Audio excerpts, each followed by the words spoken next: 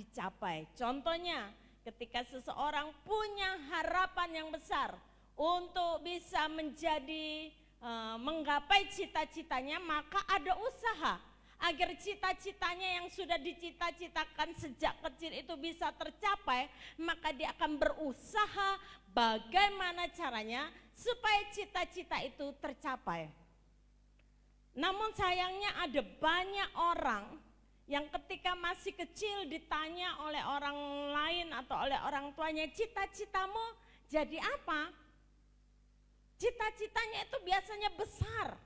Ada yang ingin jadi dokter, ada yang ingin menjadi pengusaha yang sukses, ada yang ingin jadi insinyur, ada yang ingin jadi tentara.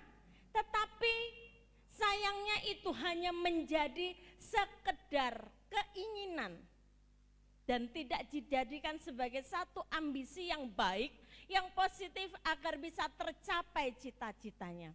Bukan tidak mungkin seseorang dari kalangan biasa yang mungkin orang tuanya tidak mampu bisa menjadi seseorang yang besar.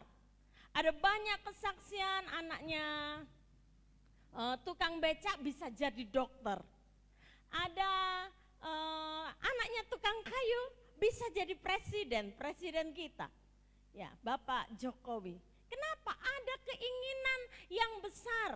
Dia punya keinginan yang besar untuk mengubah Indonesia, dan dia tidak bisa mengubah Indonesia selama dia bukan menjadi siapa-siapa di Indonesia. Seperti kita ada keinginan untuk Indonesia berubah, tetapi karena kita bukan siapa-siapa di pemerintahan, maka susah buat kita untuk mengubah Indonesia.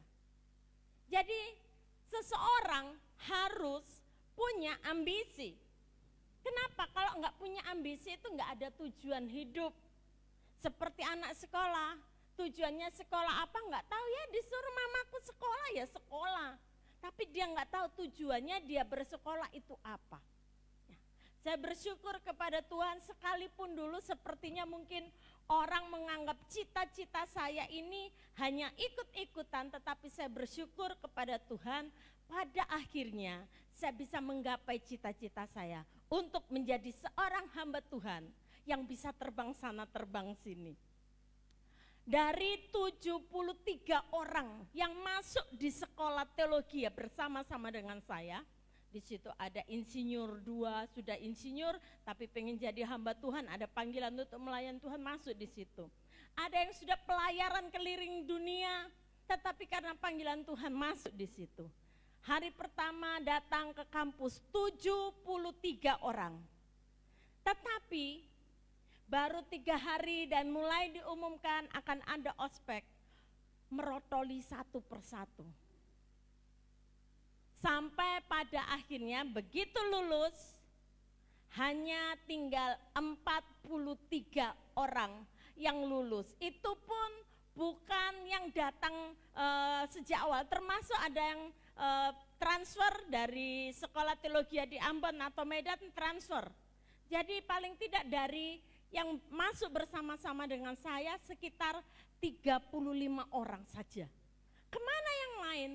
Protol satu-satu. Kenapa? Enggak ada ambisi. Orang yang punya ambisi akan punya tekad, apapun yang terjadi, saya akan berusaha. Itu yang dimaksud dengan kata ambisi. Keinginan, hasrat yang besar untuk menjadi. Nah, sebagai orang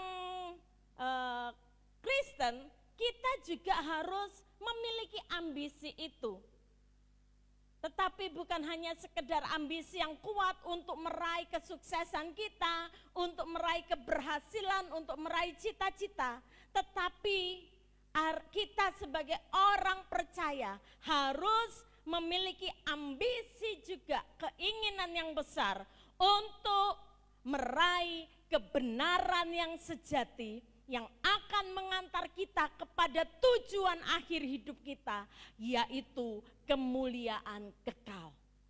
Jadi hidup kita ini bukan hanya untuk meraih kesuksesan di dalam dunia ini. Di dunia ini kita harus berusaha, tetapi ada yang lebih penting dari itu dan lebih utama dari itu adalah kita harus mengejar yang namanya kebenaran yang sejati, yang akan membawa kita sampai kepada tujuan akhir hidup kita, yaitu kemuliaan kekal. Karena itu sebagai orang yang percaya kepada Tuhan, kita tidak boleh hanya sekedar menjadi Kristen, menyebut diri Kristen, tetapi itu harus diikuti dengan tujuan. Untuk apa kamu jadi Kristen? Untuk apa kita mengiring Tuhan sekian lamanya, meninggalkan semua yang menjadi kesenangan kita, yang dulu menjadi kesukaan kita, kita tinggalkan. Karena kita punya tujuan. Ada banyak orang beragama di dunia ini. Tetapi ketika ditanya, nanti kalau sudah mati, kamu kemana? Ya nggak tahu. Kalau masuk surga syukur, nggak masuk surga ya bagaimana lagi? Nggak ada tujuan, nggak ada kepastian untuk hidupnya yang akan datang. Ada juga dari golongan yang lain, dia ingin agar hidup yang sekarang berbuat kebaikan ya, tanpa disertai kebenaran yang sejati itu, sehingga ketika nanti mati dia akan bereinkarnasi menjadi manusia yang dimuliakan, menjadi manusia yang ditinggikan. Kalau enggak jadi orang baik sekarang, kalau mati nanti bisa jadi anjing, bisa jadi binatang. Jadi enggak ada tujuannya. Tetapi kita orang Kristen bukan demikian. Hidup kita ini harus punya kepastian. Bukan aja untuk hidup yang ada di dalam dunia ini sekarang yang sedang kita jalani sebagai siapa, sebagai apa kita. Tetapi yang lebih penting dari itu, kita harus tahu bahwa sepanjang hidup ini yang masih sisa ini, kita harus mengejar, meraih, berusaha meraih kebenaran yang sejati itu sebanyak-banyaknya supaya kita bisa sampai kepada tujuan akhir hidup kita. Haleluya. Di dalam Alkitab kita ada seorang yang menyadari setelah hidupnya menjadi pengikut Kristus, setelah hidupnya ditangkap oleh Tuhan, dia menyadari bahwa ambisinya yang dulu itu adalah hal yang sia-sia. Sekarang dia punya ambisi yang lain, yang sesuai dengan apa yang menjadi tujuannya untuk hidup di dalam dunia ini. Kita akan lihat bersama-sama di dalam Filipi pasal yang ketiga, ayat yang ke-12. Filipi pasal yang ketiga, ayat yang ke-12.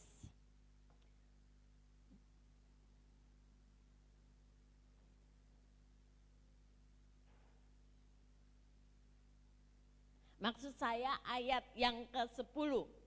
Yang ku kehendaki ialah mengenal Dia dan kuasa kebangkitannya dan persekutuan dalam penderitaannya, di mana aku menjadi serupa dengan Dia dalam kematiannya, supaya aku akhirnya beroleh kebangkitan dari antara orang mati.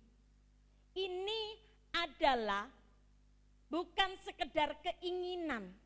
Yang dilakukan oleh Paulus ini bukan sekedar keinginan biasa saja, tetapi ada ambisi di dalam dirinya untuk mengenal Tuhan lebih dalam lagi, untuk mengenal kuasa kebangkitannya lebih dalam lagi, untuk memiliki persekutuan di dalam penderitaannya lebih lagi. Kenapa?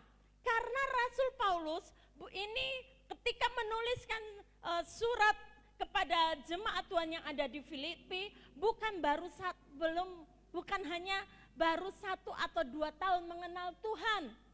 Dia sudah mengenal Tuhan lama, tetapi dia mengenal Yahweh itu, mengenal Tuhan di dalam pribadi Tuhan Yesus juga sudah mulai dewasa secara rohani. Tetapi tidak cukup bagi dia sebagai seorang yang sudah ditangkap oleh Tuhan untuk hanya sekedar begitu-begitu saja menjadi orang Kristen. Dia mengatakan ini yang ku kehendaki, ini yang aku kejar. Nanti kita lihat pada ayat berikutnya. Dia menghendaki akan pengenalan akan Tuhan yang lebih dalam lagi. Ini juga yang seharusnya ada di dalam diri kita sebagai orang-orang yang percaya kepada Tuhan Yesus. Rasul Paulus dulu sebelum mengenal Tuhan juga adalah orang yang hebat, orang yang cerdas, punya karisma sebagai seorang pemimpin dan punya latar belakang yang luar biasa. Tetapi pada ayat yang kita baca ini mengungkapkan betapa besarnya ambisi Rasul Paulus kepada Tuhan Yesus untuk bisa menjadi serupa dengan Dia. Kerinduan hati Tuhan adalah kita sebagai orang-orang yang sudah diselamatkan ini kembali kepada apa yang Tuhan ciptakan mula-mula. Karena Tuhan menciptakan kita serupa dan segambar dengan Tuhan. Bukan hanya wujud kita yang serupa dengan dan segambar dengan Tuhan, tetapi sifat kita, karakter kita itu harus serupa dan segambar dengan Tuhan. Karena itu Bapak Ibu yang dikasihi Tuhan, Dia datang ke dalam dunia ini untuk menebus kita dari dosa supaya kita tidak lagi hidup di dalam dosa yang membuat kita tidak menjadi serupa dan segambar dengan Dia lagi. Dia mau memberikan hidupnya supaya kita bisa menjadi serupa dan segambar dengan Tuhan. Dan ini yang diketahui oleh Rasul Paulus. Karena itu dia mengubah ambisinya yang lama kepada ambisi yang baru, yaitu untuk mengenal Dia lebih lagi dan lebih lagi. Kita lihat apa ambisi Rasul Paulus sebelum dia ditangkap oleh Tuhan. Pada pasal yang ketiga ini, ayat yang ke-7 dan ayat yang ke-8, dia mengatakan demikian. Tetapi apa yang dahulu merupakan keuntungan bagiku, sekarang kuanggap rugi karena Kristus. Malahan segala sesuatu kuanggap rugi karena pengenalan akan Kristus Yesus Tuhanku lebih mulia daripada semuanya. Oleh karena Dialah aku telah melepaskan semuanya itu dan menganggapnya sampah supaya aku memperoleh Kristus. Rasul Paulus mengatakan dulu apa yang dianggap sebagai keuntungan sekarang dianggap rugi karena pengenalan akan Kristus. Kenapa? Karena pengenalan akan Kristus Yesus itu lebih mulia daripada semuanya. Dan untuk mendapatkan yang lebih mulia itu, apa yang dulu disebut sebagai keuntungan itu sekarang dianggap sampah oleh Rasul Paulus. Dan kalau dianggap sampah itu dibuang. Namanya sampah, siapa mau simpan sampah? Enggak ada. Para pemulung pun hanya mengumpulkan, bukan untuk disimpan. Nah, kehidupan kita, ambisi-ambisi lama kita juga itu harus dibuang. Seperti yang Rasul Paulus lakukan. Karena dia punya ambisi untuk kehidupan yang kekal bersama dengan Tuhan, pengenalan akan Tuhan yang lebih mulia dari semuanya, maka dia buang semua yang dia anggap dulu adalah keuntungan. Karena dia tahu kalau dia simpan terus itu sampah, dia akan rugi. Setelah dia mengenal Tuhan Yesus, setelah dia tahu kebenaran yang sejati, dia sadar apa yang aku banggakan dulu, apa yang aku kejar-kejar dulu, ternyata bukan keuntungan. Ini merugikan diriku sehingga aku tidak bisa menjadi serupa dan segambar dengan Tuhan. Aku tidak bisa menjadi seperti yang dikehendaki oleh Tuhan. Apa itu yang dianggap oleh Rasul Paulus sampah? Kita lihat. Ya, yang pertama, kebenaran diri. Di dalam Filipi pasal yang ketiga ayat yang kedua. Dan ayat yang ketiga dikatakan, hati-hatilah terhadap anjing-anjing. Hati-hatilah terhadap pekerja-pekerja yang jahat. Hati-hatilah terhadap penyunat-penyunat yang palsu. Karena kitalah orang-orang yang bersunat, yang beribadah oleh Roh Tuhan dan bermegah dalam Kristus Yesus dan tidak menaruh percaya pada hal-hal lahiria. Siapa yang dianggap oleh Rasul Paulus ini anjing? Ini bukan anjing yang dalam arti yang sesungguhnya, ya. Siapa yang dianggap oleh Rasul Paulus sebagai pekerja-pekerja yang jahat, penyunat-penyunat yang palsu? Ini adalah orang-orang yang berkedok rohani, tetapi mereka bukanlah orang-orang yang sesungguhnya hidup dalam kebenaran. Orang-orang ini yang merasa dirinya paling benar, paling suci, dan kalau tidak sama dengan dia, tidak mengikuti caranya, dianggap kafir, enggak layak. Banyak kan kelompok-kelompok yang menganggap orang lain kafir. Padahal mereka mengajar yang buat mereka ini kebenaran. Rasul Paulus menyadari dia dulu seperti itu. Mencari pembenaran diri. Mengajarkan kebenaran yang dia anggap itu benar. Dan dia paksakan kalau tidak sama dengan dia, maka dia tidak segan-segan untuk mengejar orang itu, bahkan melempari orang itu sampai mati. Dulu ketika dia masih dikenal dengan nama Saulus, dia termasuk itu anjing-anjing, pekerja-pekerja yang jahat, penyunat-penyunat yang palsu. Kenapa? Dia ajarkan hukum Taurat begitu ketatnya, sehingga ketika ada orang yang menyebut dirinya menyembah kepada Yahweh tetapi dengan cara yang tidak benar, maka dianggap orang ini enggak layak. Buat Rasul Paulus sebagai seorang Yahudi yang asli, dia tidak mau beribadah bersama-sama dengan orang non-Yahudi yang percaya kepada Tuhan. Siapa kamu? Kamu itu kafir. Kamu itu enggak sesuai. Kalau aku, dia akan banggakan itu semua yang dianggap sebagai kebaikannya. Orang-orang yang seperti ini, yang seperti Rasul Paulus, seperti Saulus dulu, ini yang harus dibuang. Kebiasaan pembenaran diri yang gak mau ditegur, merasa saya sudah sekian puluh tahun jadi Kristen, saya sudah tahu ayat firman Tuhan.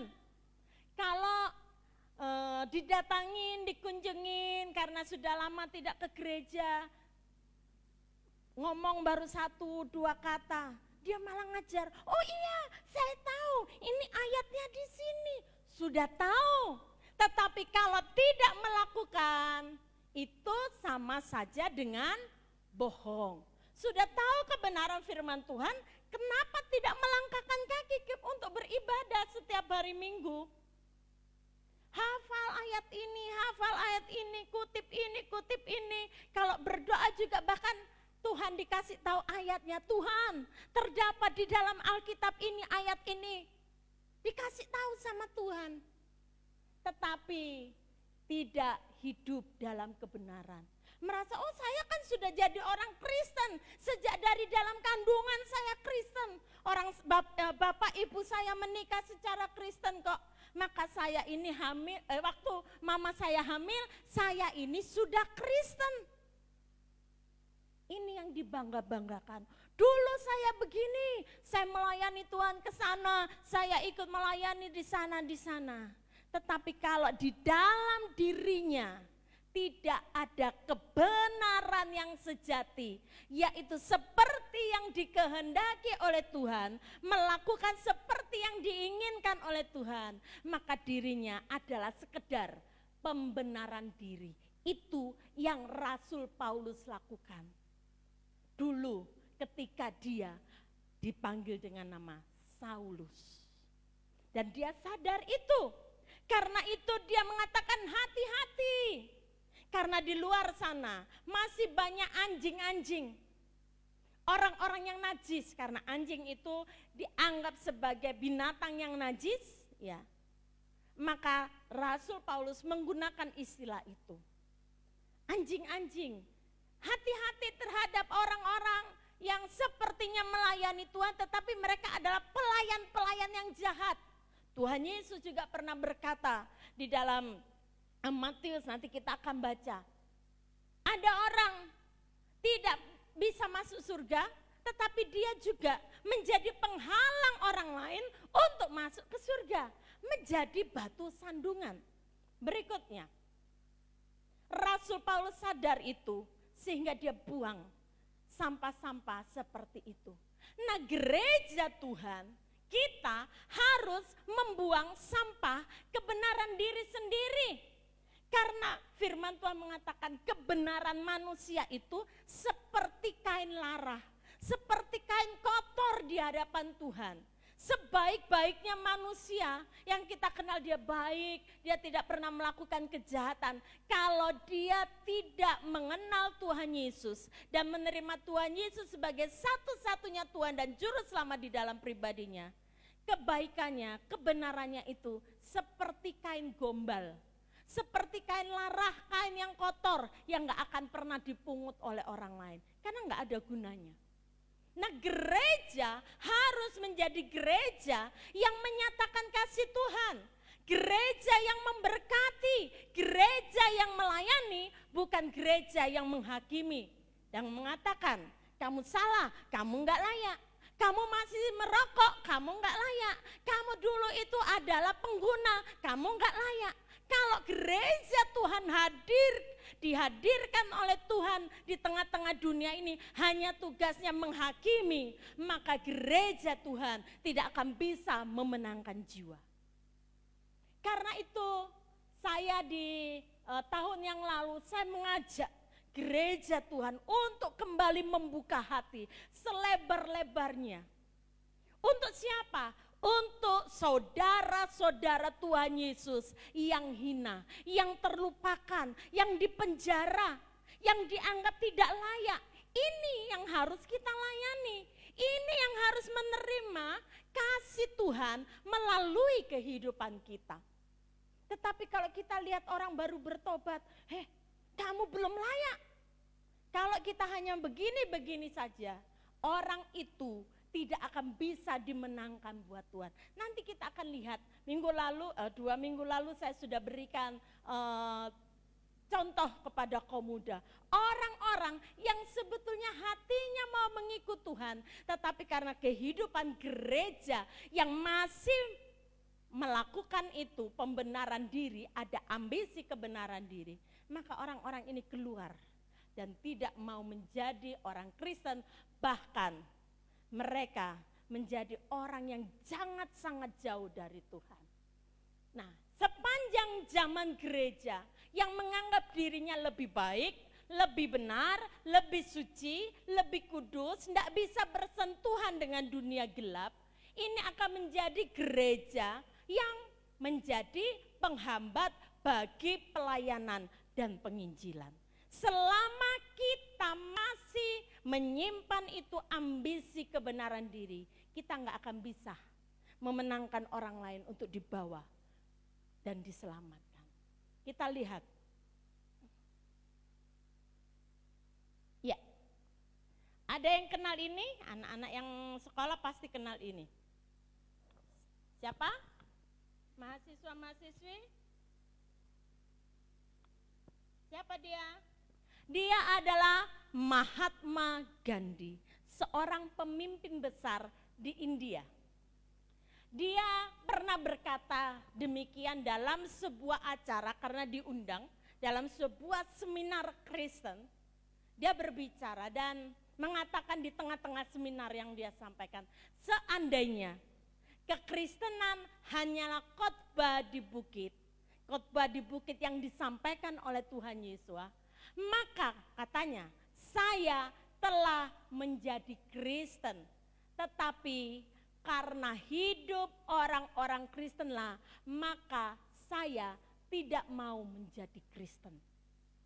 Kalau Kristen yang dilihat oleh Mahatma Gandhi seperti yang diajarkan oleh Tuhan Yesus, dia pasti jadi orang Kristen katanya. Masalahnya hidupnya orang-orang Kristen yang dijumpai oleh Mahatma Gandhi itu tidak bisa menunjukkan hidup Kristus di dalam dirinya. Sehingga Mahatma Gandhi tidak mau jadi orang Kristen sampai dia mati. Kenapa? Dia adalah seorang yang pernah dalam tugasnya dikirim ke Afrika Selatan. Kalau di Afrika Selatan itu kan bukan seperti Afrika yang bagian lain. Di Afrika Selatan itu banyak orang-orang kulit putih. Nah, ketika dia dalam tugas ke Afrika Selatan, maka sebagai seorang anak muda yang pernah mendengar tentang Injil, maka dia sangat tertarik, dia mencari di mana ada gereja. Dia mempelajari Alkitab dan dia sangat senang sekali ketika membaca kebenaran-kebenaran di dalam Alkitab. Dia senang dengan tokoh yang disebutkan di dalam Alkitab, tokoh yang namanya Tuhan Yesus. Dan karena dia sangat serius menerima itu sebagai sebuah kebenaran yang tidak pernah dia terima dulu di India, maka kemudian dia mencoba untuk mencari sebuah gereja yang bisa dikunjungi di dekat di mana dia tinggal. Dan minggu pagi dia sudah siap dengan bajunya yang rapi untuk masuk ke gereja itu. Tetapi saat dia mau masuk melangkah di depan gereja itu, di depan itu ada petugas penerima tamu yang kemudian menghalangi langkahnya untuk masuk ke gereja. Dan kemudian orang Kristen itu, ya pasti orang Kristen karena penerima tamu di gereja. Orang Kristen itu bertanya, mau kemana kamu orang kafir? Coba, orang mau ke gereja oleh para penerima tamu, ditanya seperti itu, mau kamu kemana kamu orang kafir? Pertanyaan itu membuat Mahatma Gandhi sedikit, aduh. Dan dia berkata, saya ingin mengikuti ibadah di sini. Dan penerima tamu itu berkata dengan nada yang angkuh, tidak ada ruang untuk orang kafir di gereja ini. Sana. Kami tidak akan meminta orang kafir untuk masuk ke gereja ini. Coba, bisa dibayangkan ini gereja seperti apa? Orang kafir lah yang harus masuk ke dalam gereja supaya tidak menjadi orang kafir. Tetapi waktu itu yang dihadapi oleh Mahatma Gandhi adalah orang Kristen yang tidak betul-betul Kristen, sehingga memandang orang lain yang beda warna kulit. Memandang orang lain dari tingkat sosial. Orang Kristen harus tahu bahwa Tuhan tidak memandang kulit. Tuhan tidak memandang bahasa. Tuhan tidak melihat apa tingkat sosial kita, kaya atau miskin. Di mata Tuhan sama. Rasul Paulus menuliskan, tidak ada lagi di hadapanku itu Buddha atau Tuhan. Semua sama. Kenapa? Karena Tuhan mengasihi setiap orang. Bukan karena kaya diselamatkan. Bukan karena pendidikan tinggi diselamatkan. Tuhan datang ke dalam dunia karena Tuhan mau menyelamatkan orang berdosa. Entah itu kaya, entah itu miskin.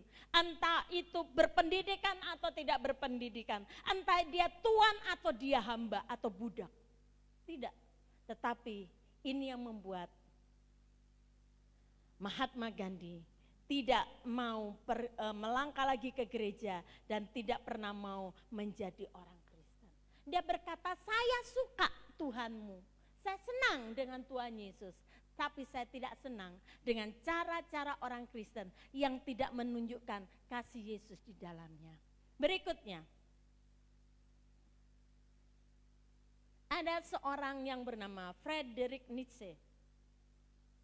Dia adalah seorang filsuf dari ateis dan dia sangat benci dengan kekristenan. Dia berkata, saya akan percaya pada jalan keselamatan mereka, yaitu jalan keselamatan orang Kristen, apabila mereka sedikit lebih terlihat seperti orang yang sudah diselamatkan. Dia tidak bisa melihat orang Kristen sebagai orang yang sudah diselamatkan. Kenapa? Karena hidupnya sama saja dengan orang-orang yang tidak Kristen. Jadi buat Friedrich Nietzsche, dia bertanya, apa bedanya orang Kristen itu dengan saya? Kalau mereka masih melakukan kesalahan, ya buat apa saya jadi orang Kristen? Berikutnya, ada satu lagi. Namanya Levy.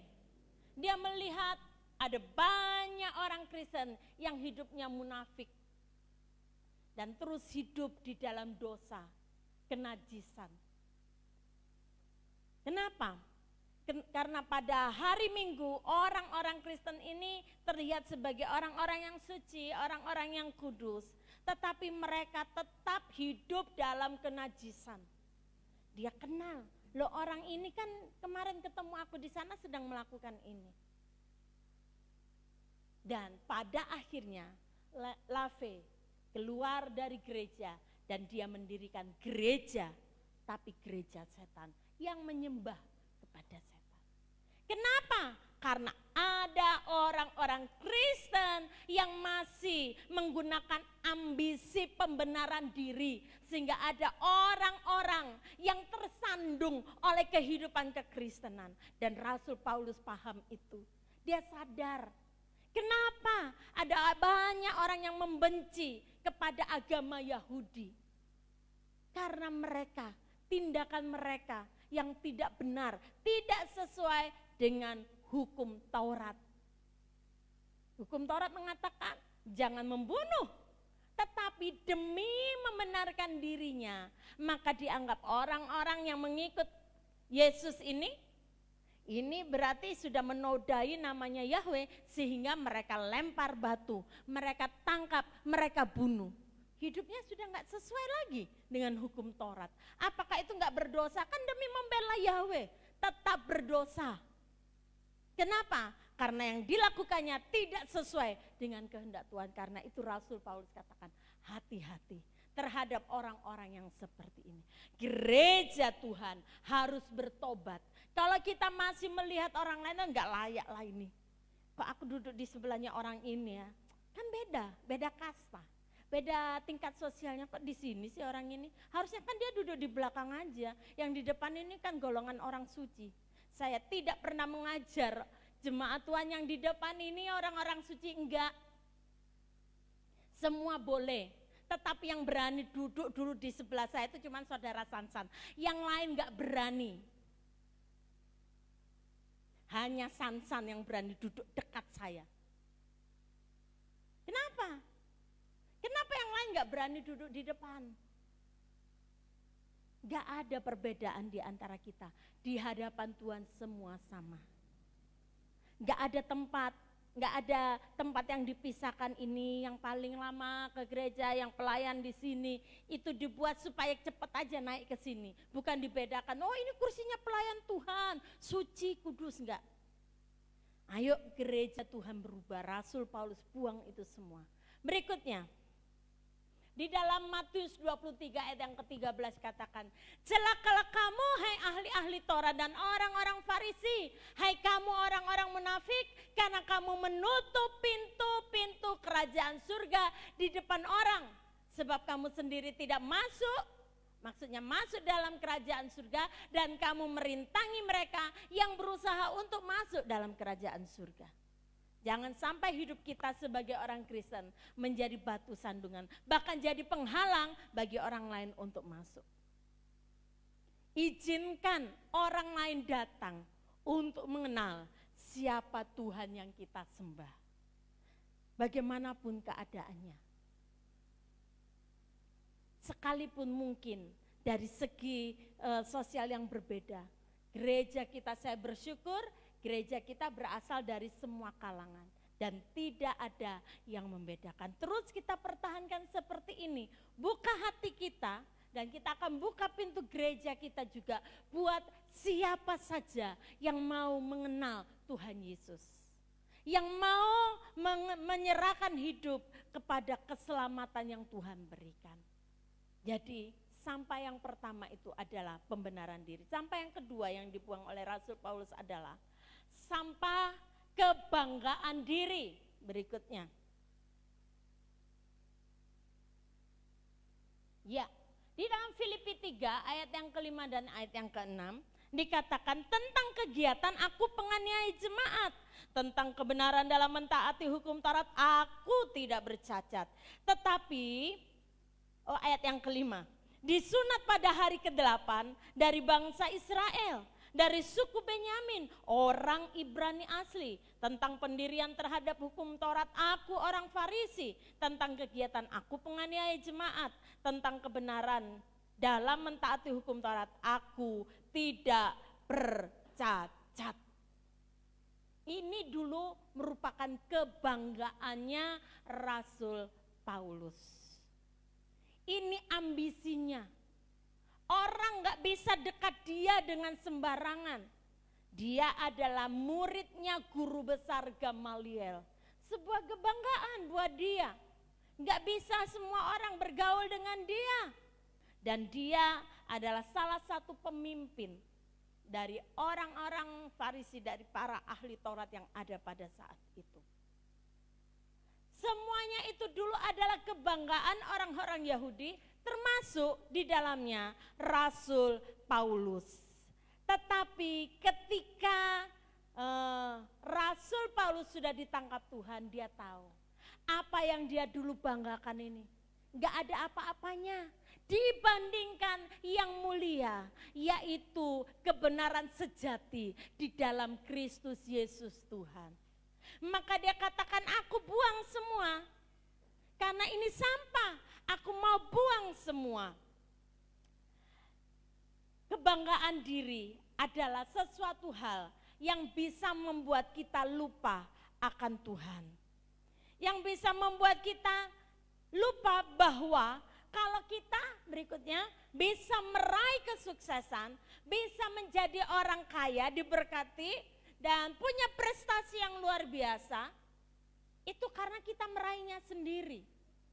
Orang yang punya sampah atau ambisi kebanggaan diri, itu akan membuat dirinya tidak lagi bersandar kepada Tuhan sebagai satu-satunya sumber kekuatan, sebagai satu-satunya sumber kesuksesannya yang memampukan dirinya dan semua kehebatan yang ada di dalam dirinya. Dan seolah-olah nggak perlu Tuhan, aku pinter kok, aku cerdas kok, aku bisa. Apapun masalah bisa aku selesaikan sendiri. Aku sudah bisa hitung-hitung ini, kalau seperti ini pasti jalannya seperti ini. Seperti nggak perlu Tuhan. Rasul Paulus sadar bahwa ambisi kebanggaan dirinya itu tidak pernah bisa menjadi tempat perlindungan yang sejati bagi dirinya. Apa gunanya kebanggaan itu? Disunat pada hari yang ke-8. Tentang pendirian aku ini seorang penganiaya jemaat, apa yang dibanggakan dari hal itu? Ketika sesuatu terjadi dalam hidupnya, ketika masalah terjadi dalam hidupnya, apa yang bisa menolong dia dengan apa yang dibanggakan itu? Enggak ada. Dan dia sadar itu. Ambisi lamanya itu dibuang. Ambisi lamanya yang dulu menjadi kebanggaan dirinya itu dibuang dan dianggap sebagai sampah. Karena itu akan menghalangi dia untuk menerima yang nilainya kekal, yang nilainya mulia. Yang berikutnya.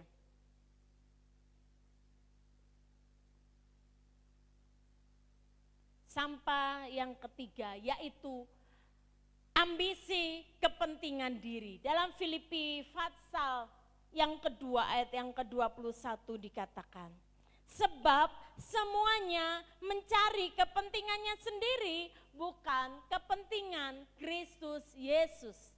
Rasul Paulus menyadari setelah dia ditangkap oleh Tuhan Yesus, dia tahu bahwa segala usahanya untuk menyingkirkan kekristenan bukan untuk membela nama Yahweh, tetapi untuk kepentingannya sendiri.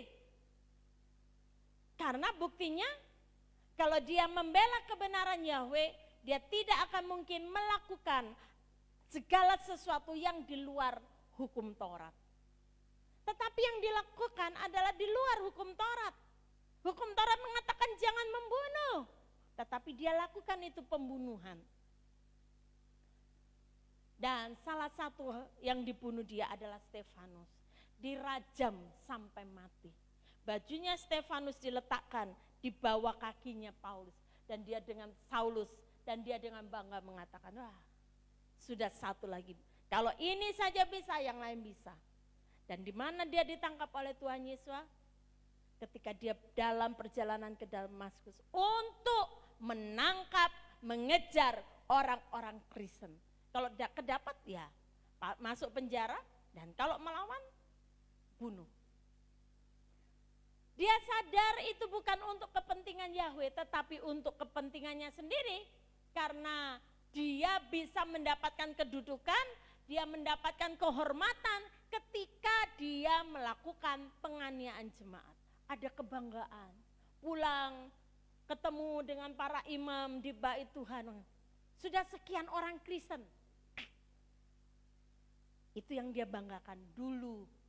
Tetapi apakah itu berkenan kepada Tuhan? Setelah dia bertobat, dia sadar itu hanya kepentingan dirinya, bukan kepentingan Bapa Yahweh. Gereja Tuhan harus sadar bahwa cara-cara kita tidak boleh keluar dari cara-caranya Tuhan. Ada banyak gereja sudah keluar dari kebenaran. Untuk apa? Kepentingan diri. Salah satunya apa? Mancing di kolam orang lain. Ambil jemaat gereja lain, bawa ke sini. Saya tidak suka. Satu hari ada seorang ibu dalam sebuah pertemuan, dan saya tahu ibu yang lain ini sudah pergi dan beribadah di tempat yang lain. Dan ibu ini dengan polosnya berkata gini, anu ya Bu Gembala, biar ibu ini pergi ke gereja kita. Saya ini spontan langsung melotot. Enak aja ngomong gini, saya bukan gembala yang mau curi domba dari kandang lain, dimasukkan ke sini. Waktu saya melotot gini, ibu ini, gak boleh ya Bu, ndak boleh. Saya ndak mau. Kenapa? Bukan seperti itu cara Tuhan. Buat apa kita penuhkan gereja ini kalau hanya ambil dari sana, dari gereja. Orang dia sudah percaya Tuhan kok. Beberapa jemaat yang berpindah ke sini, saya bilang pulang ke gerejamu. Kalau ada masalah selesaikan. Ada yang mengatakan enggak, saya enggak mau. Saya mau pulang ke sini. Tuh nenek-nenek ini susah ngomong sama nenek-nenek. Mbah, enggak boleh pindah ke sini, enggak boleh pindah-pindah gereja. Sama saja, Tuhan Yesus yang disembah di sini sama juga di sana, sama-sama Pentakosta. Moh, aku bukan pindah, aku balik kok di sini, kok aku dulu dibesarkan, didewasakan secara rohani. Kok enggak balik zamannya papi dulu, zamanku baru balik. Balik dulu kan saya tenang. Ini masalah itu akan menjadi masalah di dalam gereja kalau berpindah-pindah. Pindah kemana saja. Kalau itu masalah yang membuat orang Kristen pindah, kalau masalah ke gereja yang lain akan ketemu masalah yang sama. Tetapi kalau pindahnya karena tugas, dulu di Krian ya kerjaannya di sini, akhirnya ke gereja sini, dan karena dipindahkan ke Tuban atau ke Bali, ya pindahlah ke sana, kan nggak mungkin kerjaannya di Bali terus ke gerejanya ke Krian. Gara-gara ke gereja jadi bayar tiket pesawat. Mendingan uangnya dipersembahkan kepada Tuhan. Masalahnya pindahnya karena nggak suka, aku nggak suka sama ibu itu. Nanti kalau ke gereja ketemu ibu itu aku nggak sejahtera, aku pindah aja. Yang seperti ini, nanti di gereja lain ketemu orang juga seperti itu. Aduh nggak suka aku ternyata sama ibu ini, ketemu lagi sama orang kayak gini, pindah lagi. Masalah tidak akan selesai. ini hanya untuk kepentingan diri. Karena itu saya tidak mengizinkan jemaat untuk jemput jemaatnya orang lain dibawa ke sini. Dan gereja kita acara Paskah, acara biasanya dulu Natal, tidak pernah mengundang dari gereja lain. Buat apa? Karena diharap biasanya mengundang dari gereja lain, terus orang itu lihat, oh bagus ya, pindah sini aja. Itu bukan cara Tuhan.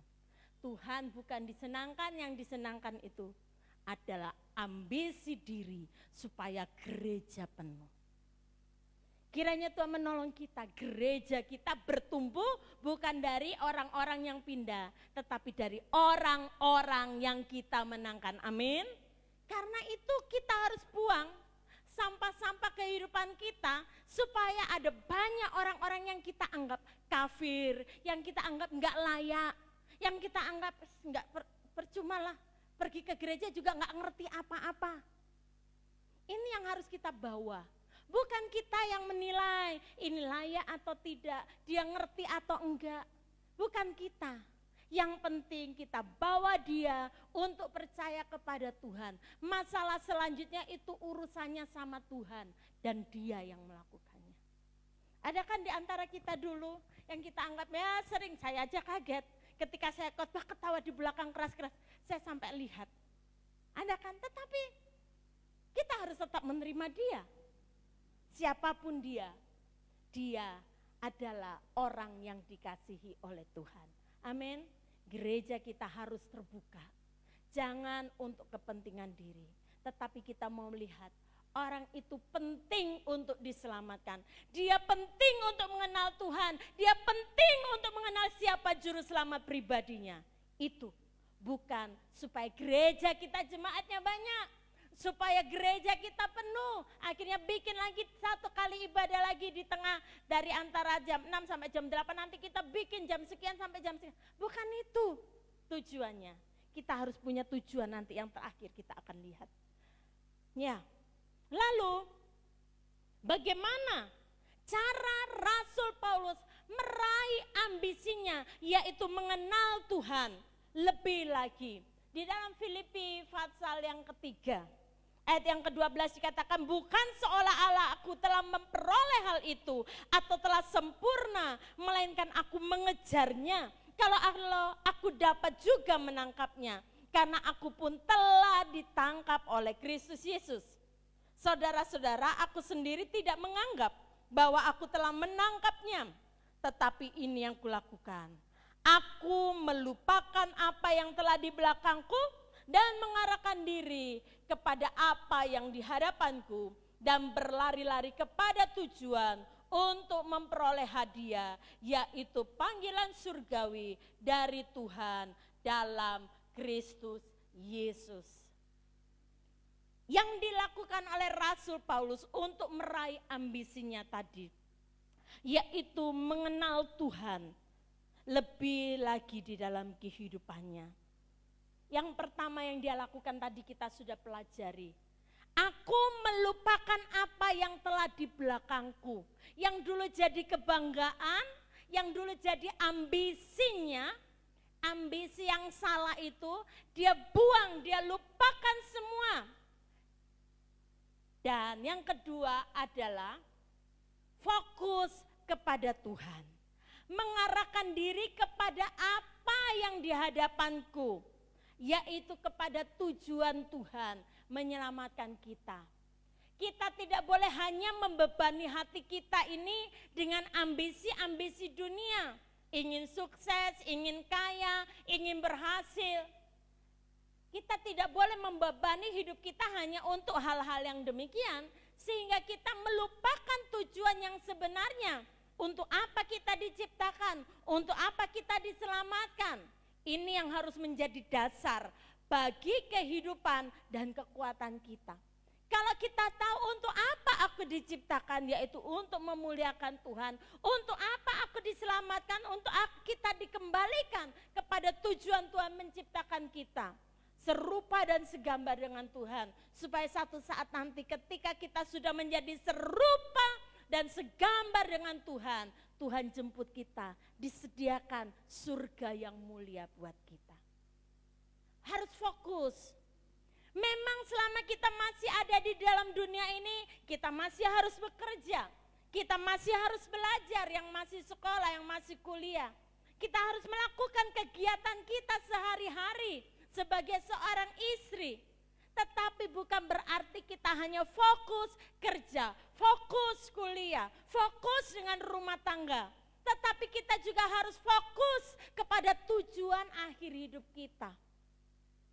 Tuhan mengatakan, buat apa seseorang mendapatkan semua isi dunia ini kalau jiwanya binasa?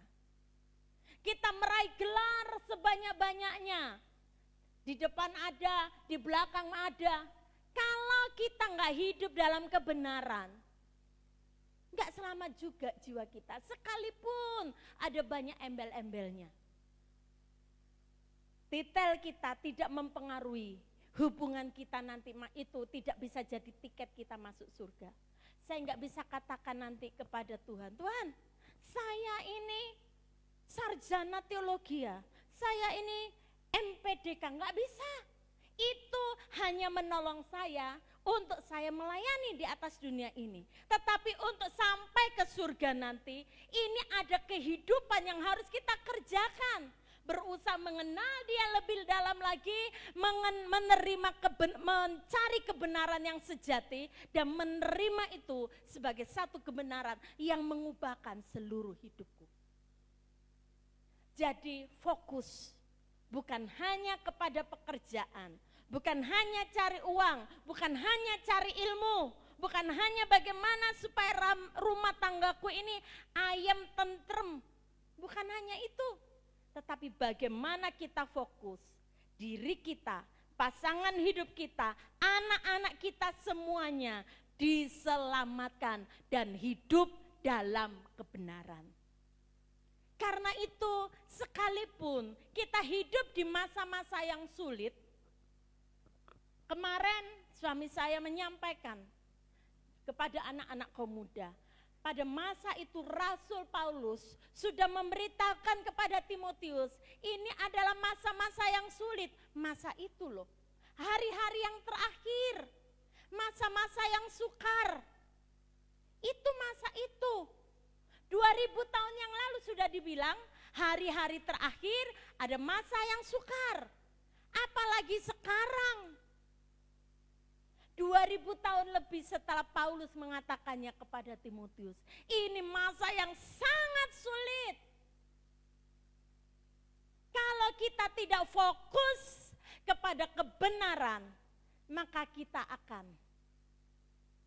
tergeserkan dari iman percaya kita kepada Tuhan.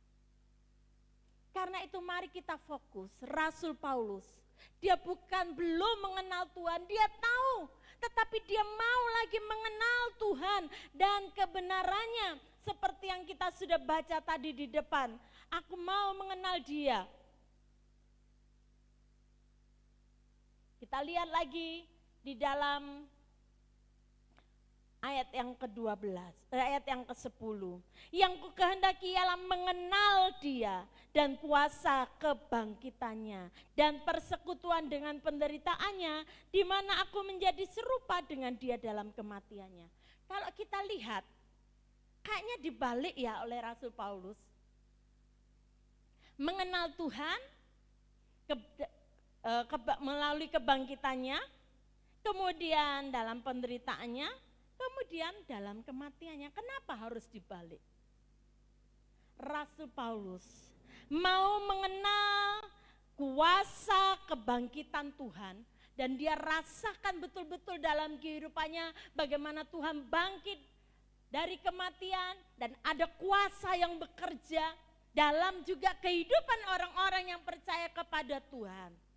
Sehingga dengan kita mengenal kebangkitan Tuhan, maka ketika kita harus diperhadapkan dengan penderitaan-penderitaan, itu enggak menjadi sulit buat kita. Kenapa? Kita tahu kok tujuan akhir kita.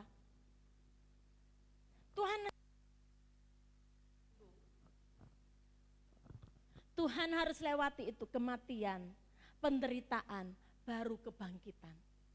Kita tidak akan bisa menikmati kebangkitan dengan Tuhan kalau kita nggak lewat ini, proses pematian keinginan diri. Proses penderitaan yang Tuhan izinkan terjadi dalam hidup kita. Kita akan rasa, aduh kok jadi orang Kristen itu menderita, jadi orang Kristen itu harus proses pematian diri, apa yang aku inginkan gak dikasih dan lain sebagainya. Akan sangat merasa sangat menderita. Tetapi kalau Rasul Paulus mengatakan aku mau mengenal Tuhan, melalui kuasa kebangkitannya, dia tahu untuk itu dia harus menderita, dia harus mengalami pematian diri. Dan itu tidak menjadi hal yang menyakitkan buat dirinya. Sekalipun kita lihat bagaimana kehidupan Rasul Paulus penuh dengan penderitaan. Di dalam perjalanan misinya ada orang-orang yang membenci dia, dirajam batu. Dan dia harus ditangkap, masuk ke dalam penjara sampai hari kematiannya. Tetapi buat dia, ini tidak ada apa-apanya bila dibandingkan dengan kemuliaan yang Tuhan janjikan, yang Tuhan berikan buat orang-orang yang percaya kepadanya. Yang berikutnya,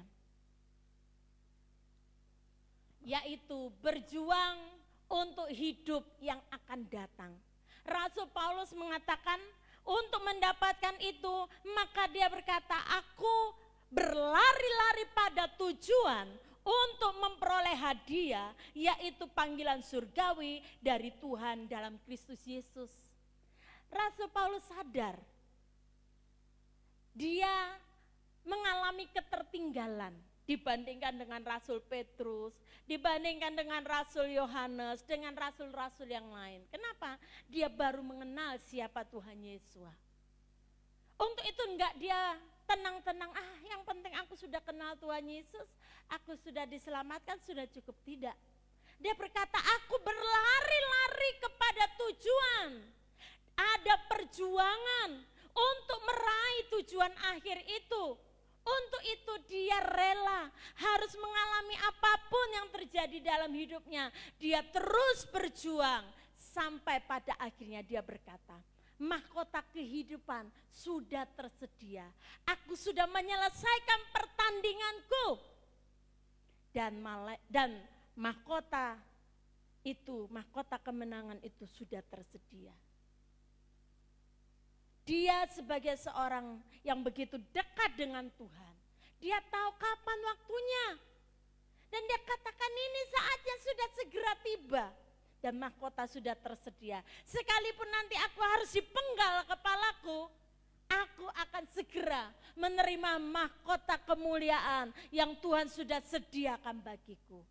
Dan dia berjuang begitu rupa. Dan dia katakan, aku sudah sampai ke garis akhir. Dia sudah lewati itu perlombaan-perlombaan iman. Dan kita juga harus melewati perlombaan demi perlombaan iman.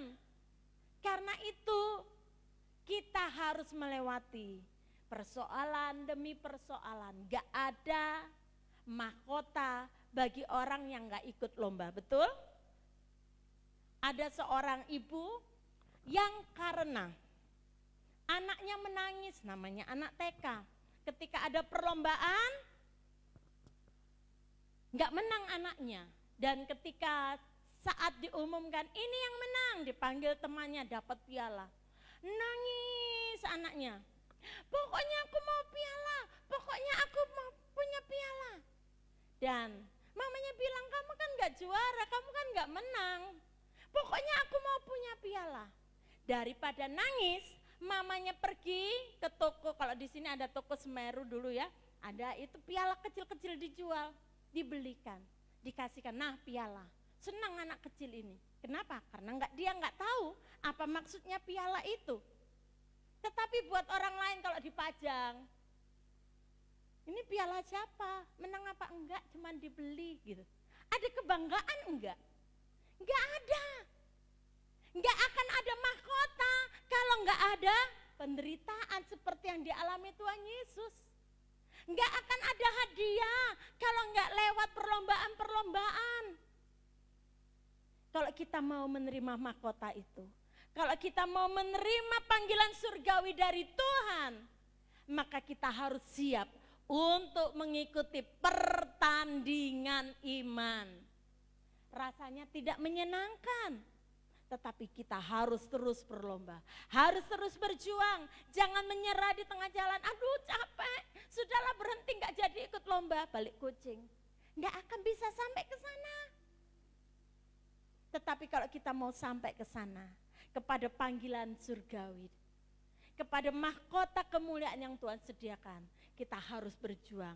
Apapun sakitnya, apapun capeknya, apapun pedihnya, kita terus berjuang, kita terus berlari secara rohani, berusaha memperbaiki diri, berusaha terus belajar kebenaran firman Tuhan, berusaha terus mengerti apa yang menjadi kehendak Tuhan. Maka Tuhan akan memberikan kekuatan.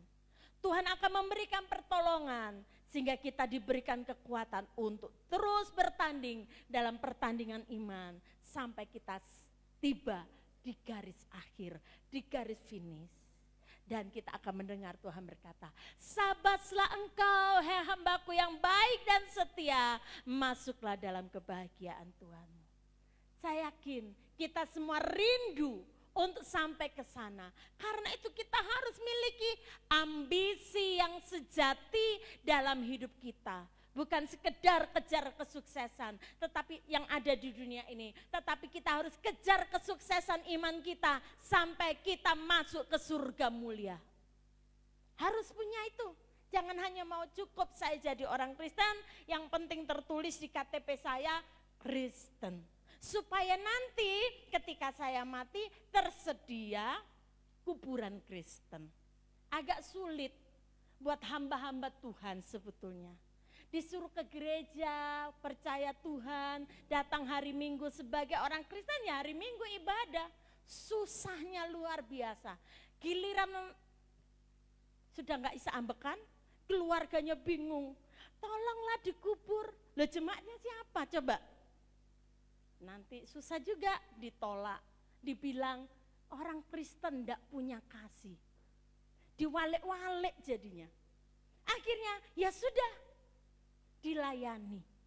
Kenapa? Padahal dia bukan Kristen, percuma juga. Coba bayangkan, selama hidup pergi ke gereja hanya dalam 1 tahun bisa dihitung 1-2 kali. Disuruh ikut ibadah KTP, wegah, males, banyak kerjaan, sibuk dan lain sebagainya. Disuruh mengembalikan milik Tuhan, aduh buat aku aja susah. Giliran mati minta pasang salib. Masuk surga kah? Salib di kuburan itu sebagai jaminan kah masuk surga? Enggak, hiasan. Ini loh di sini tanda ada yang dikuburkan biar enggak diinjek-injek, biar enggak diubrak-ubrak. Kan itu aja tanda salib. Tetapi bukan itu kok tujuan akhir kita, supaya terpasang salib di kuburan kita, bukan. Tujuan akhir hidup kita adalah kita sampai di surga mulia, mendapatkan mahkota kemuliaan. Amin. Itu harus jadi ambisi kita. Ambisi yang sejati. Ambisi yang benar. Karena itu kejar kebenaran itu, cari kebenaran itu. Dari mana kebenaran itu kita dapat? Melalui pengenalan akan Tuhan Yesus, baca firman Tuhan, baca renungan. Sekarang semakin banyak renungan, dulu harus beli, sekarang tinggal buka di HP cari renungan Kristen. Keluar itu banyak renungan Kristen.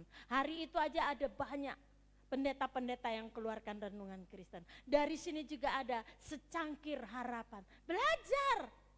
Kadang sudah dikirim, yo enggak dibaca. Ketahuan dibaca atau enggak.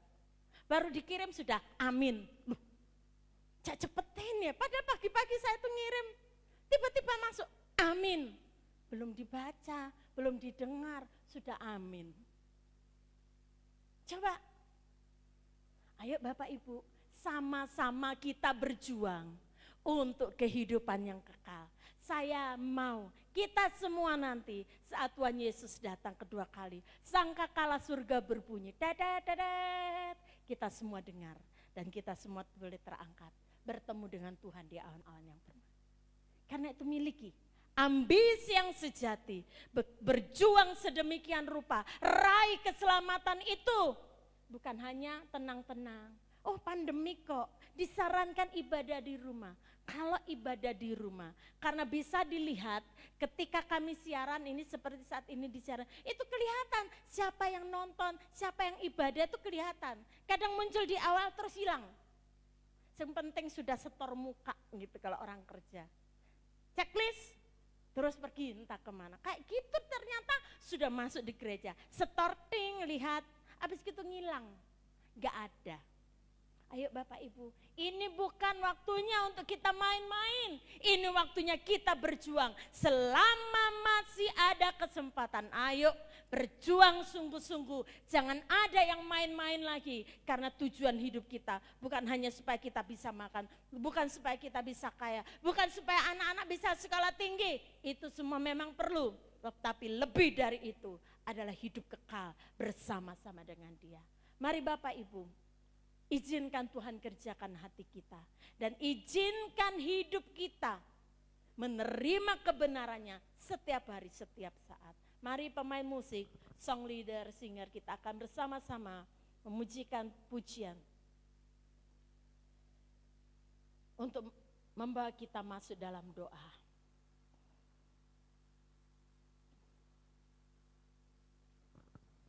Kiranya kebenaran firman Tuhan pada sore hari ini akan menolong kita, membangkitkan kita kembali untuk kita berjuang dengan sungguh-sungguh, memiliki ambisi yang sejati. Bagaimana aku mengenal Tuhan lebih dalam lagi, bagaimana aku mendekatkan diriku lebih lagi kepada Tuhan, berjuang dengan sungguh-sungguh untuk menggapai keselamatan kekal bersama dengan Tuhan.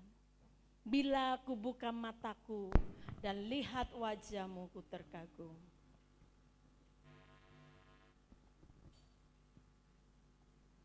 Haleluya. Ini kami Tuhan. Kami rindu hidup kami bukan hanya sekedar menjadi orang Kristen, tetapi kami menjadi orang-orang yang memiliki ambisi yang sejati untuk kehidupan yang akan datang, untuk meraih mahkota kemuliaan yang Tuhan sediakan. Haleluya. Ini kami Tuhan.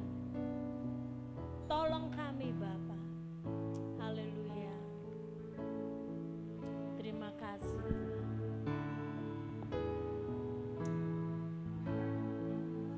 Ku buka mataku dan lihat wajah-Mu. Ku terkagum bila ku lihat hidupku dan karya tangan-Mu. Ku tersanjung karena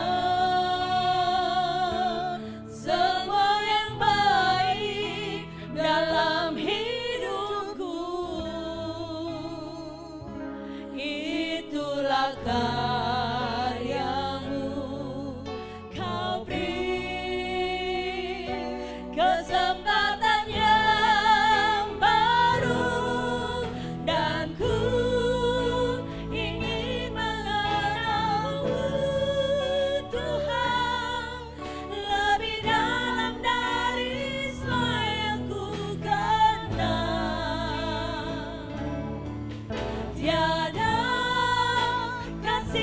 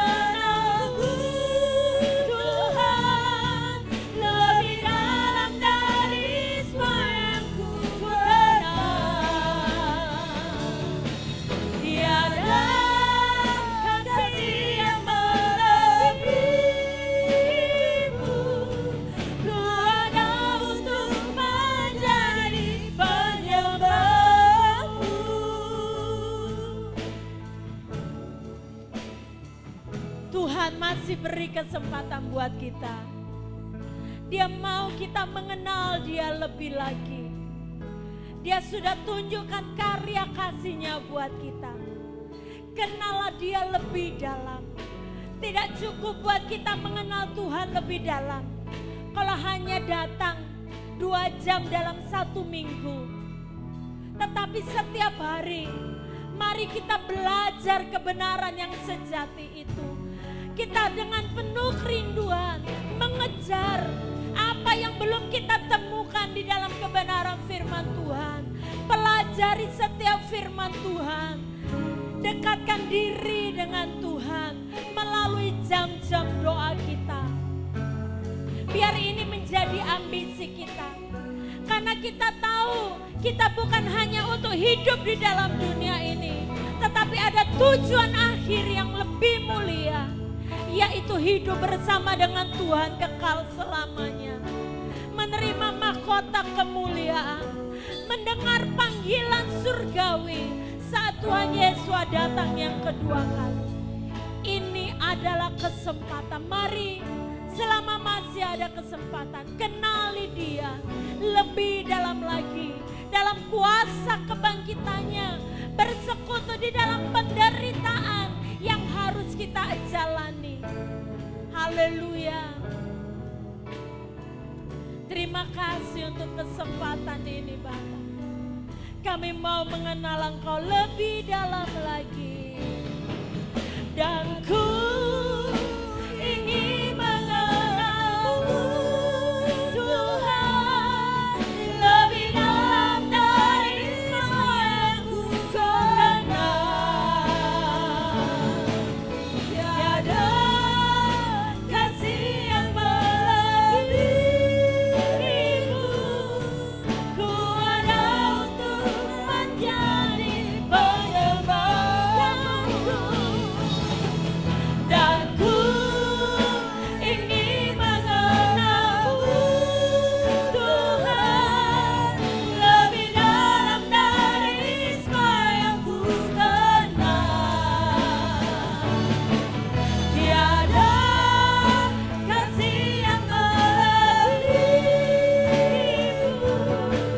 Ku ada untuk menjadi penyembahmu.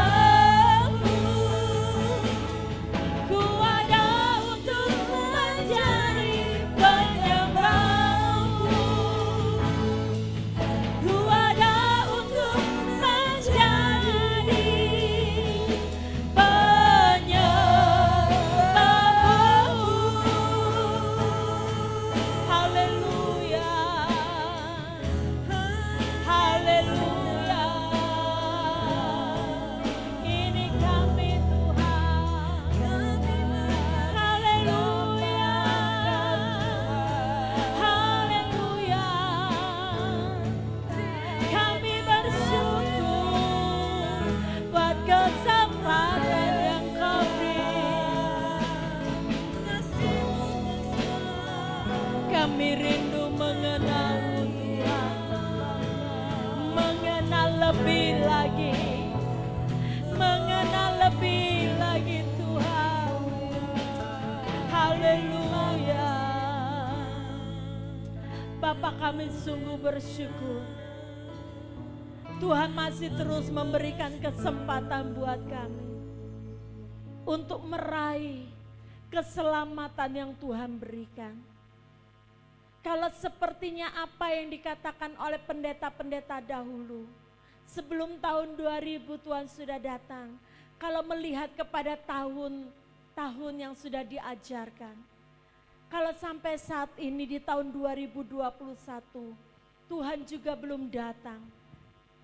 Satu hal yang kami percaya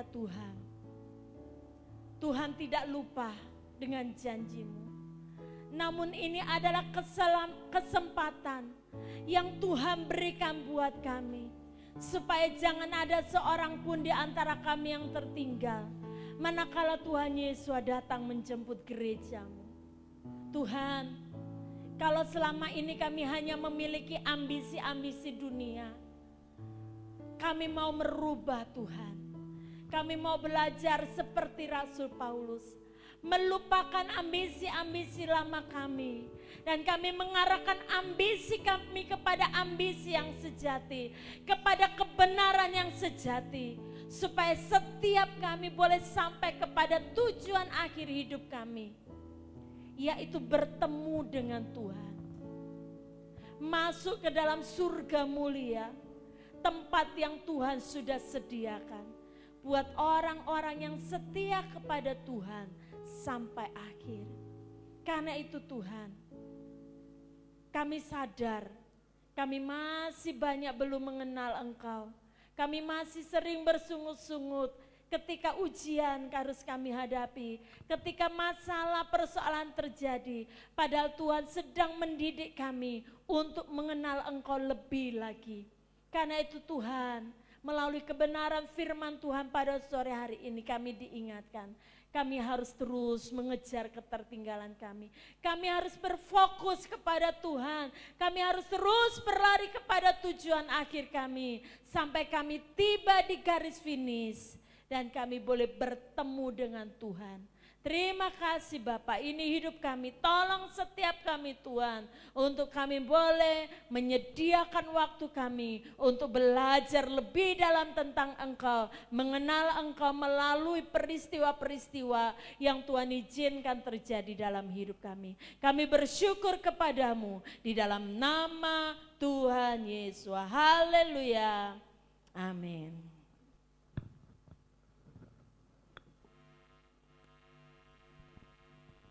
Puji Tuhan, kita sudah diberkati dengan firman Tuhan dan tiba saatnya bagi kita untuk memberikan persembahan. Dia tak pernah gagal.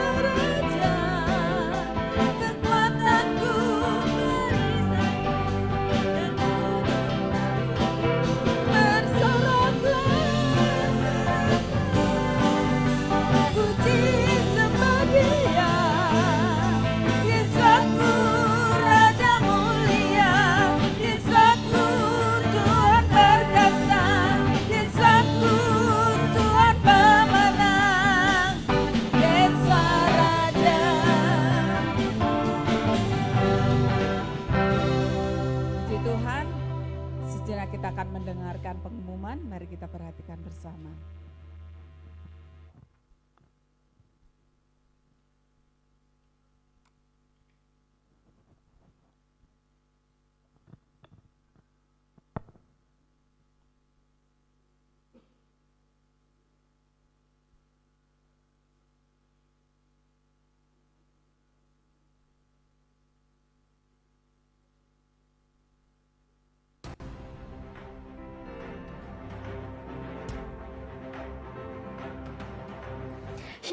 Shalom, jemaat terkasih dalam Tuhan Yesus. Demikian Sabda Hayat News pekan ini.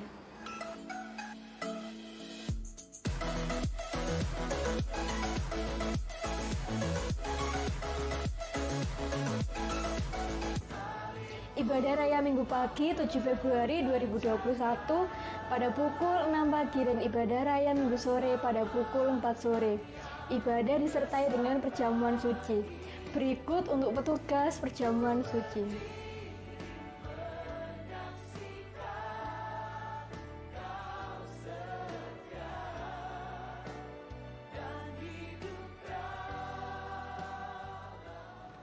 Halo adik-adik, bertemu kembali ya dalam ibadah Anak Mutiara Hayat 6 Februari 2021. Live di Facebook dan YouTube GSJP Sabda Hayat pada pukul 9 pagi. Jangan lupa ya, Tuhan Yesus memberkati. Halo teman-teman kaum muda, jangan lupa malam minggu besok kita bertemu di gereja untuk memuji dan menyembah. Jangan lupa jam 6 sore ya. Yuk, ajak teman-teman kalian. God bless you.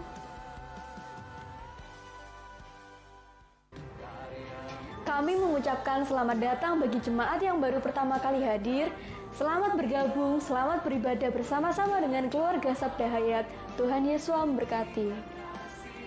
Selamat ulang tahun bagi jemaat yang berulang tahun, baik ulang tahun kelahiran maupun ulang tahun pernikahan dalam minggu ini. Dimohon bagi yang berulang tahun maju ke depan untuk didoakan.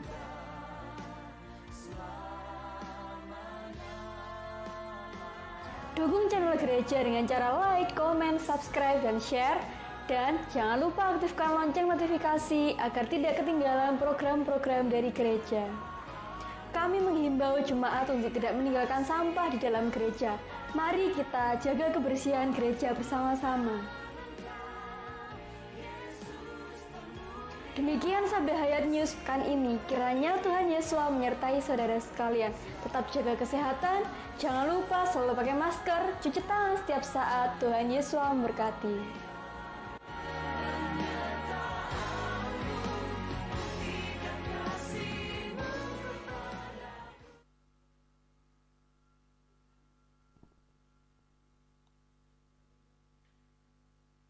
Mengakhiri ibadah kita sore hari ini, mari kita bangkit berdiri, kita akan terima berkat Tuhan. Kiranya Engkau memberkati kami, Tuhan.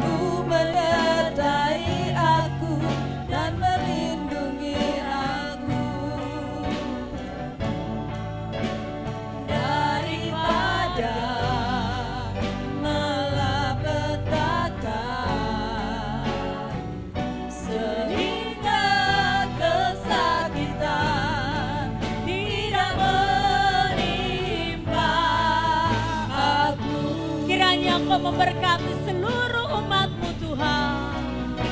Kiranya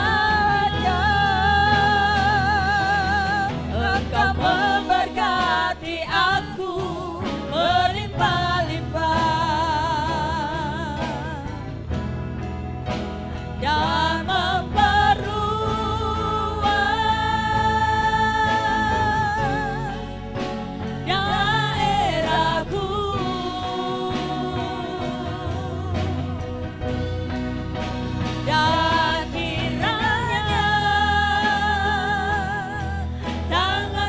menyertai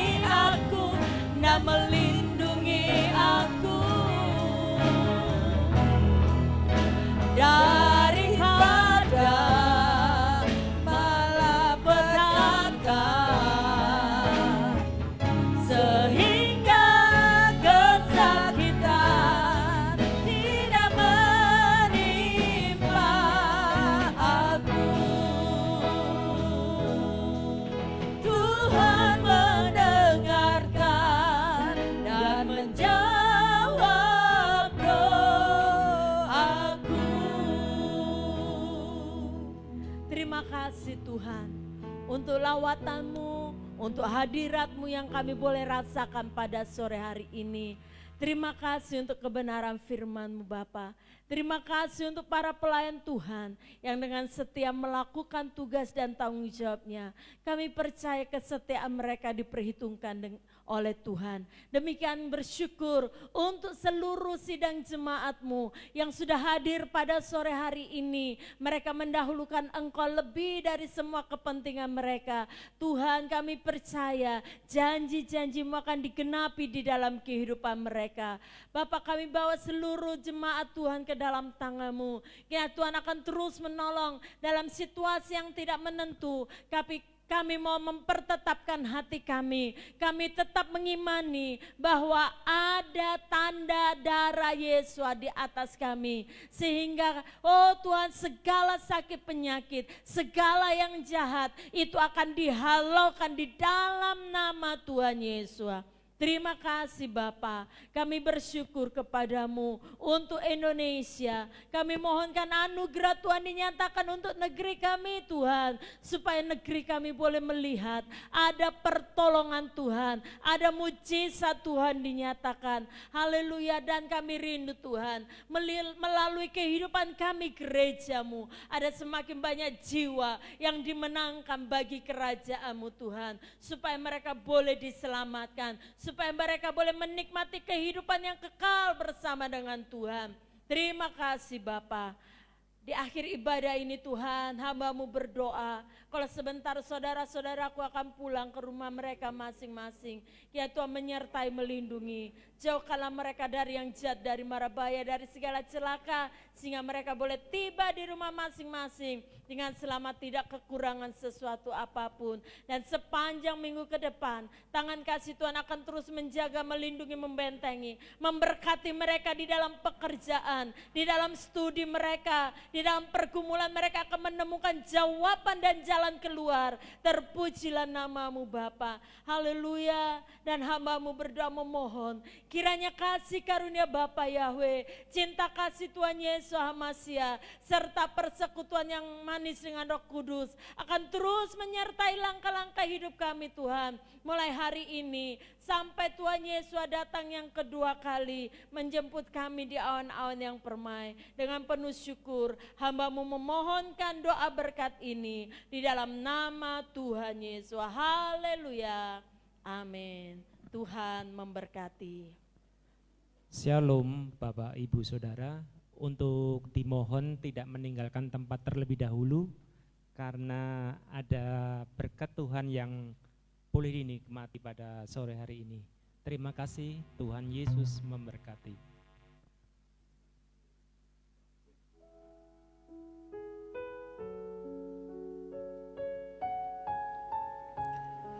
Bapak, Happy Ibu, birthday Saudara, istriku tersayang. Bapa Yahweh memberimu umur panjang, kesehatan dan kesabaran.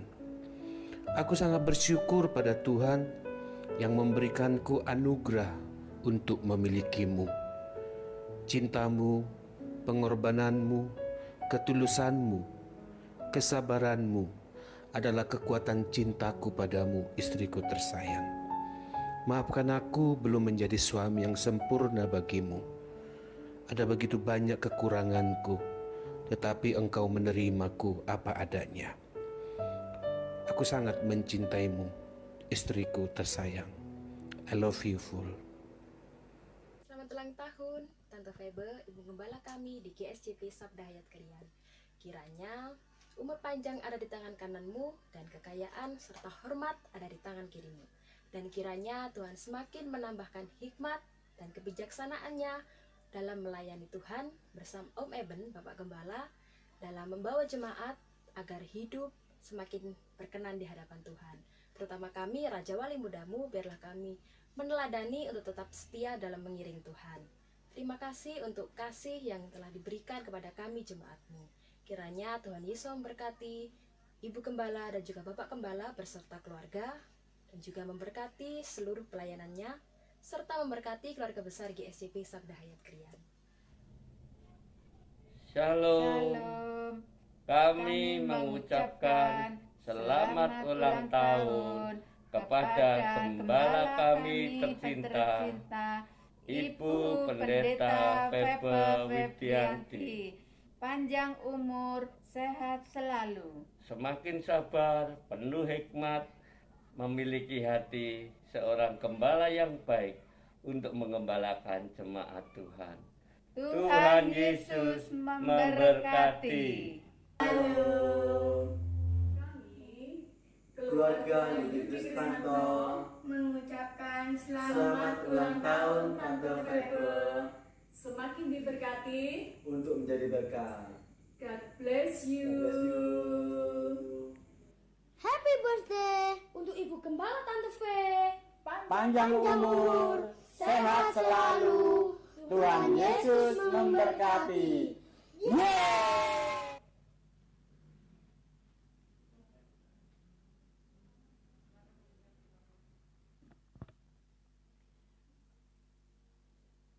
Silahkan Bapak Ibu Saudara menikmati berkat Tuhan pada sore hari ini.